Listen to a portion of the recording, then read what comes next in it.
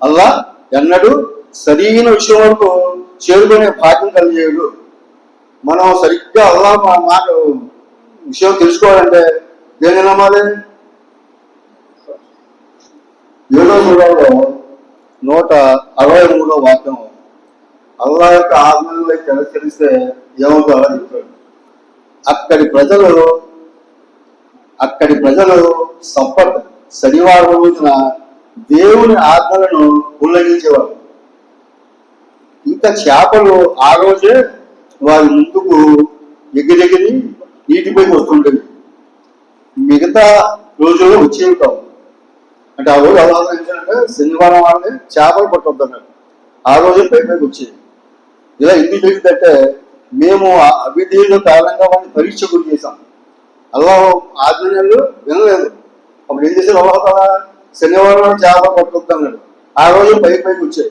వాళ్ళు ఏం చేసారు? తెలివితేటగా శనివారం రోజు పక్కన గుంటలు తప్పి ఆదివారం పట్టుకున్నాడు.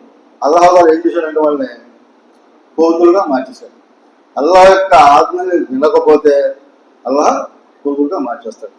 25వ సూరాలో ఆ రోజున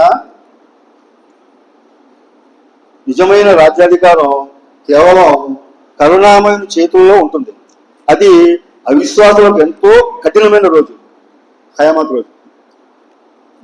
దుర్మార్గపు మానవుడు అంటే అల్లాహ్ వినకుండా ఇష్టం వచ్చిన జీవితం గడిపినాడు. దుర్మార్గపు మానవుడు తన చేతులను కొరుక్కుంటూ ఇలా అంటాడు, అయ్యో నేను దైవపట్టుకు తోడుగా ఉంటే ఎంత బాగుండేది, అయ్యో నా దౌర్భాగ్యం, నేను ఫలానా వ్యక్తులు స్నేహం చేయకుండా ఉంటే ఎంత బాగుండేది. ఇది అల్లాహ్ మార్గంలో రాకుండా స్నేహితులు చాలా మంది ఉంటారు శైతాన్లను. వాళ్ళతో కలిసి రావద్దంటారు, అంటారు. నేను ఫలానా వ్యక్తితో స్నేహం చేయకుండా ఉంటే ఎంత బాగుండేది. అతడి మాయలో పడి నేను నా వద్దకు వచ్చిన హితబోధను స్వీకరించలేదు. ఎవరు? ఆ ఫ్రెండ్ ఒక మాట విని. శైతాను మానవుని విషయంలో నమ్మకద్రోహిని తేలిపోయింది. ఆ టైంలో అల్లాహ్ తాలా ప్రవక్త వారు, దైవ ప్రవక్త ఇలా అంటారు, నా ప్రభు నా జాతి వారు ఈ ఖురాన్ను ఒక పరిహాస విషయంగా చేసుకున్నారు. అంటే ఖురాన్ విషయాన్ని ఎతకాలంలో దీంట్లో చేసుకుంటే నరకానికి వెళ్ళిపోతాం.